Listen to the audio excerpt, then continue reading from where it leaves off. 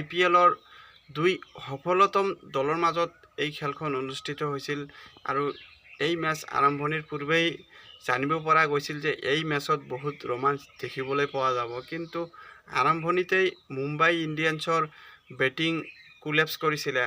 ৰোহিত শৰ্মা 0 ৰানৰ স্কৰতে আউট হৈছিল। Ryan Rickelton 13 আৰু হুইল জেকো 11 ৰানৰ স্কৰতে আউট হৈছিল।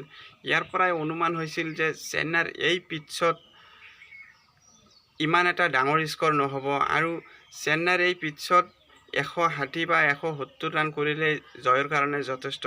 কিন্তু মুম্বাই ইণ্ডিয়ানছৰ যি ধৰণে প্ৰথম শাৰীৰ বেটাৰসকলে আউট হৈছে, ইয়াৰ পৰাই মুম্বাই ইণ্ডিয়ানছৰ যিমান প্ৰেছাৰ বেটাৰসকলৰ আগত আহি পৰিছিলে, যাৰ কাৰণে মিডিল অৰ্ডাৰ বেটাৰসকলেও দ্ৰুতগতিত ৰান সংগ্ৰহ কৰিব পৰা নাই। বিশেষকৈ অধিনায়ক সূৰ্যকুমাৰ যাদৱে কিছু মেচ ডিপলৈকে লৈ যোৱাৰ প্ৰয়াস কৰিছিল।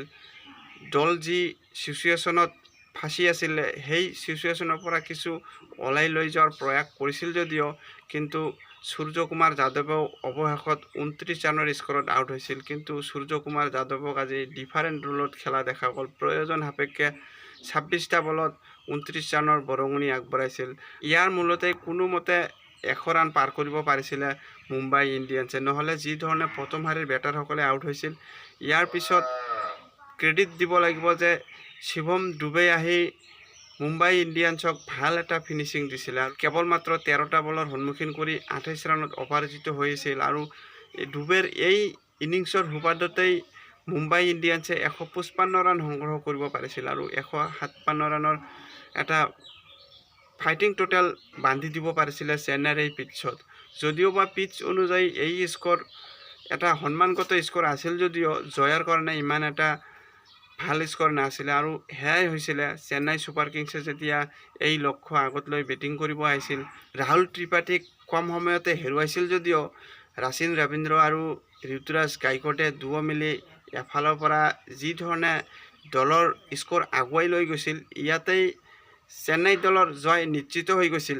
ঋতুৰাজ গাইকোৱাডেও অৰ্ধশতকীয় ইনিংছ খেলিবলৈ সক্ষম হয়। ঋতুৰাজ গাইকোৱাডে 53 ৰান সংগ্ৰহ কৰিছিলে কেৱল মাত্ৰ 26টা বলৰ সন্মুখীন কৰি।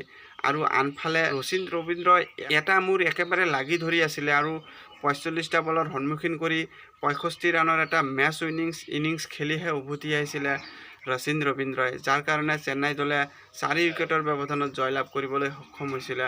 কিন্তু গাইকোৱাড আৰু ৰবীন্দ্ৰই স্কৰ আগুৱাই লৈ গৈছিল যদিও ঋতুৰাজ গাইকোৱাড আউট হোৱাৰ লগে লগে যেন চেন্নাই দলৰ বাকী বেটাৰসকলে ওপৰ জুপুৰি আউট হৈ আছিলে, যাৰ কাৰণে এটা মুহূৰ্তত মেচখনত এনে এটা চিচুৱেশ্যন ক্ৰিয়েট হ'ব ধৰিছিলে যে কিজানি আৰু 15-20 ৰান যদি থাকিলেহেঁতেন, তেনেহ'লে মুম্বাই ইণ্ডিয়ানছে চেন্নাই দলক যে এই মেচখনত কঠিন পৰীক্ষাত পেলাব পাৰিলেহেঁতেন।